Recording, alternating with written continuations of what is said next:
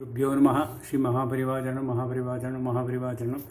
இன்னைக்கு தெய்வத்தின் குரல் பாகம் 3 ஆச்சாரம் என்ற தலைப்பில் பிரிவாக சொல்கிறத மேலே வாசிக்கிறேன். இது பக்கம் 359 ஆரம்பிக்கிறது. அதாவது இப்பொழுது இருக்கிற இடத்திலிருந்தே அவர்களுடைய மனசை அனுசரித்து கொஞ்சம் கொஞ்சமாகத்தான் மேலே கொண்டு போக வேண்டும். இதற்கு அவர்களை பக்குவப்படுத்துவதற்காகத்தான் சாஸ்திரங்களே அவர்களுக்கு இப்படிப்பட்ட ஆத்ம சம்பந்தம் இல்லாத காரியங்களையும் கொடுக்கிறது. பலனுக்காகத்தான் அவர்கள் இவற்றை பண்ணுகிறார்கள். பண்ணிவிட்டு போகட்டும். ஆனால் இப்படி காயம் பண்ணுவதால் என்ன ஏற்படுகிறது என்றால், இவர்கள் உத்தேசித்த பலன் உண்டாவதோடு கூட இவர்கள் உத்தேசிக்காமலே கொஞ்சம் கொஞ்சமாக சித்தசுத்தி என்ற பெரிய பலன் உண்டாக ஆரம்பிக்கிறது. லௌகீக பலனை நினைத்தே காரியம் பண்ணினாலும் சித்தசுத்தி உண்டாகிறது என்று இப்பொழுது சொல்லுகிறேன். இத்தனை நாள் என்ன சொன்னேன்? இம்மாதிரி லௌகீகமான சமத்துவம், ரைட், இவற்றுக்காகவே மதத்தை மாற்ற முயல்வது சித்தத்தை மேலும் அசுத்தம்தான் செய்திருக்கிறது என்று சொன்னேன். இது ஒன்றுக்கொன்று மாறாக இருக்கிறது. கொஞ்சம் ஆலோசித்து பார்க்கலாம். 3 விதமான கொள்கைகள், 3 கட்சிகள். ஒன்று, மதமே ஒரு ஸ்டேஜ் வரையில் உலக சம்பந்தமான சௌக்கியங்களையும் ஆதரித்து காரியங்களை கொடுப்பது. இன்னொன்று, மதம் ரொம்ப உசந்த லட்சியத்துக்காக ஸ்வச்சமான ஆத்மா என்கிற ஹை லெவலை மட்டுமே சேர்ந்ததாக இருக்க வேண்டும். அதனால் அதிலிருந்து சடங்கு, சின்னம், கர்மா எல்லாவற்றையும் அப்படியே உருவிவிட்டு அதை சீர்திருத்த வேண்டும் என்பது 3வது. லௌகிகமான அபிவிருத்திகள், சுயமரியாதை, சயின்டிபிக் அவுட்லுக், இதை ரீசன் என்று சொல்கிறார்கள். அதாவது புத்தியின் தர்க்கத்துக்கு புரிபடுவதாக இருக்க வேண்டும் என்பது அபிப்பிராயம். இவற்றுக்கு மதாச்சாரங்கள் ஹானி செய்வதால் அப்படிப்பட்ட அம்சங்களை மாற்றி சீர்திருத்த வேண்டும் என்பது. அதாவது சீர்திருத்தத்திலேயே 2 கட்சி. ஒன்று, இது அநேகமாக பொலிட்டிக்கலாக இருப்பது, ஆத்ம சம்பந்தமே அணியோடு இல்லாமல் லோக வாழ்க்கைக்காகவே சீர்திருத்தம் பண்ண வேண்டும் என்பது. இன்னொன்று, ரொம்ப உயர்ந்த ஆத்மா அனுபவங்களை எல்லோருக்கும் பொதுவாக்க வேண்டும் என்ற அபிப்பிராயத்திலே மதத்தை சீர்படுத்த சொல்வது. லௌகீகமாக மனுஷனுக்கு மனுஷன் வித்தியாசம் இருக்கப்படாது என்ற சமத்துவத்தை சொல்வதில் 2 தினசான சீர்திருத்தவாதிகளும் ஒத்துப்போகிறார்கள். இதுவரை நான் சீர்திருத்தக்காரர்கள் என்றபோது 2 கோஷ்டிகளும் கலந்து சொல்லிக்கொண்டு வந்துவிட்டேன். அதனால் கொஞ்சம் குளறி போயிருக்கும். இப்பொழுது என்னமோ இப்படி பேச ஆரம்பித்ததில் எனக்கே துளி புரிந்து கொண்டு வருவதால் உங்களுக்கும் கொஞ்சம் தெளிவு பண்ண பார்க்கிறேன்.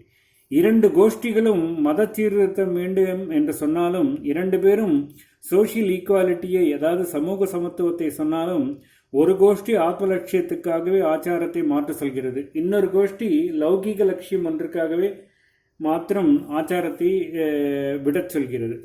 லௌகீக லட்சிய சீர்திருத்தம் பின்னாடி சொல்பவர்கள் பொலிட்டிக்கல் லீடர்களாக இருக்கிறார்கள். லேபர், ஸ்டூடெண்ட் மூவ்மெண்ட், ஸ்திரீ சுதந்திரம் என்றெல்லாம் சொன்னாலும் இதெல்லாம் ஒரு மாதிரி பொலிட்டிக்கலாகவே இருக்கின்றன. சோசியல், பொலிட்டிக்கல் என்று வார்த்தை வித்தியாசத்துக்காக பிரித்து போகிறார்கள் என்றாலும் கூட நம் தேசத்தில் எல்லாமே தெரிந்தும் தெரியாமலும் பொலிட்டிக்கலாகத்தான் ஆகியிருப்பது நம்முடைய துர்தசை. ரிலிஜனில் கூட பாலிடிக்ஸ் தான். இது இருக்கட்டும். இந்த சோசியல் ரிஃபார்மர்கள் பூர்வாச்சாரங்களை, பரம்பரையாக ஜனங்களுக்கு ஏற்பட்ட காரியங்களை எடுத்துவிட்டு அவர்களை வெறும் வாழ்க்கை முன்னேற்றத்தில் மட்டும் வெறிப்படுத்தி அதற்கான காரியங்களில் ஈடுபடுத்துகிறார்கள். இதில் அங்கமாகவே ஸ்ட்ரைக், டெமான்ஸ்ட்ரேஷன், அடிதடி, ரகளை எல்லாமும் நிறைய கிளறி விடப்பட்டிருக்கின்றன. இதெல்லாமும் காரியம் சாஸ்திரத்தில் பிள்ளை பிறப்பதற்கும் பண சம்பாதனைக்கும் சொன்னதும் காரியம்தான் என்றாலும் 2ஐயும் செய்வதிலேயே எத்தனை வித்தியாசம் இருக்கிறது. 2க்கும் லட்சியம் லௌகீகம்தான் இருக்கட்டும். ஆனாலும் மதத்திலே ஒரு காரியத்தை சொல்லியிருக்கும் போது அதை தெய்வ பரமான லட்சியமாக இல்லாமல் வாழ்க்கை முன்னேற்றத்துக்காகவே பண்ணும்போது கூட தெய்வத்தின் நினைப்பு இருக்கிற விதத்திலேயே செய்திருக்கிறது. ஈஸ்வரனுக்கு, தேவதைகளுக்கு, சாஸ்திரங்களுக்கு, பெரியவர்களுக்கு அடங்கி பக்தியுடனே நாம் வேண்டுகிற வாழ்க்கையின் நலத்தை நம்மை விட பெரிய ஒரு சக்தி தான் தெரிகிறது என்ற நம்பிக்கையில்தான் இத்தனை காரியங்களை பண்ணுகிறோம். அதாவது கொஞ்சம் விசித்திரமாகத்தான் இருக்கிறது.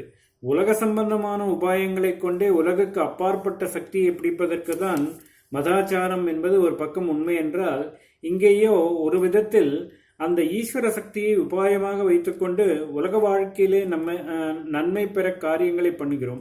இப்படிப்பட்ட கட்டு திட்டங்களுக்கு உட்பட்டு பண்ணு என்று சாஸ்திரம் சொல்கிறபடி கட்டுப்பட்டு ஒழுங்கோடு பண்ணுகிறோம். இப்படி இதிலே தொக்கி நிற்கிற தெய்வ பக்தி, நம்பிக்கை ஆகியவற்றாலும் சைடு எஃபெக்டாக உண்டாகிற அடக்கம், ஒழுங்குமுறை இவற்றினாலும் நாம் கேட்காமலே நமக்கு கொஞ்சம் கொஞ்சமாக சித்தசுத்தியும் உண்டாக ஆரம்பிக்கிறது.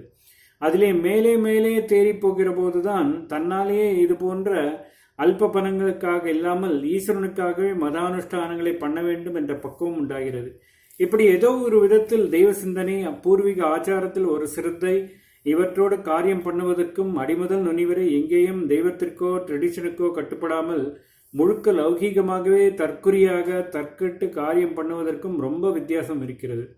அதனால்தான் லோக வாழ்க்கைக்கானதை பண்ணும்போது கூட மத சம்பந்தமான ஒருத்தனுக்கு சித்தசுத்தியை கொடுக்க ஆரம்பிக்கிறது என்றால் வேறு விதமாக செய்வது சித்தத்தில் மேலும் அழுக்கை ஏற்றி அகங்கார தடிப்பை ஜாஸ்தி பண்ணுகிறது. ஒரு சின்ன திருஷ்டாந்தம் சொல்கிறேன். பலனை உத்தேசித்து தான் அநேக சடங்குகள் பண்ணுகிறோம். ஆனால் உத்தேசித்தபடி பணம் வரவில்லை, பிள்ளை பிறக்கவில்லை, என்ன பண்ணுகிறோம்? அப்போதைக்கு ஒரு ஏமாற்றம் உண்டாகத்தான் செய்கிறது. ஆனால் அது ஆழமாக போய்விடுவதில்லை. என்ன இருந்தாலும் சாஸ்திரத்தை நம்பிதானே செய்தோம். அந்த சாஸ்திரத்தின் ஆணிவேரான கொள்கை என்ன? கர்மாப்படி நடக்கும் என்பது தானே. ஈஸ்வரானுகிரக பலத்தால் அந்த கர்மாவை நமக்கு கொஞ்சம் சாதகமாக்கிக் கொள்ளலாம் என்றுதான் சாஸ்திரம் சொன்ன ஏதோ ஒன்றை பண்ணினோம். வலிக்கவில்லை. வலிக்காவிட்டாலும் அந்த சாஸ்திரமே நம்மை கர்மா அனுபவித்தாகணும் என்று தேற்றிக்கொள்ளும்படி பண்ணுகிறது. நாம் எதையோ உத்தேசித்து தெய்வ சம்பந்தமான ஒன்றை செய்தோம் என்றாலும் உத்தேசம் ஃபெயில் ஆன பிற்பாடும் அந்த தெய்வ சம்பந்தத்தையும் சாஸ்திர ஆச்சரணையும் அதோடு விட்டு விடுவதற்கு மனசு வருவதில்லை. இப்படி கொஞ்சம் கொஞ்சமாக நல்ல வழியிலே திருப்பி விடப்படுகிறோம். நெருங்கின பந்துக்களின் ஆயுசுக்காக எத்தனையோ பிரார்த்தனை ஹோமங்கள் செய்து அது பலிக்காமல் பெரிய சோகம் ஏற்பட்டுவிட்டது என்பதில் கூட ஃப்ரஸ்ட்ரேட் ஆகி ஏமாற்றத்தில் மனம் சிதைந்து நாஸ்திகர்களாக போனவர்கள் அபூர்வமாகவே இருப்பார்கள். ஆனால் இதுவே சோசியல் அல்லது பொலிட்டிக்கல் ரீதியில் ஒரு காரியத்தை பண்ணி, காரியம் என்றாலே இந்த நாளில் போராட்டம் தான், அது தோற்று போனால் என்ன நடக்கிறது? நம் கர்மா என்று சொல்லிக்கொண்டு எவராவது பேசாமல் இருப்பார்களா? உடனே இன்னும் பெரிய போராட்டம், கிளர்ச்சி என்று ஊரை இரண்டாக்குகிறார்கள். துவேஷம் நாளுக்கு நாள் ஜாஸ்தி தான் ஆகிறது.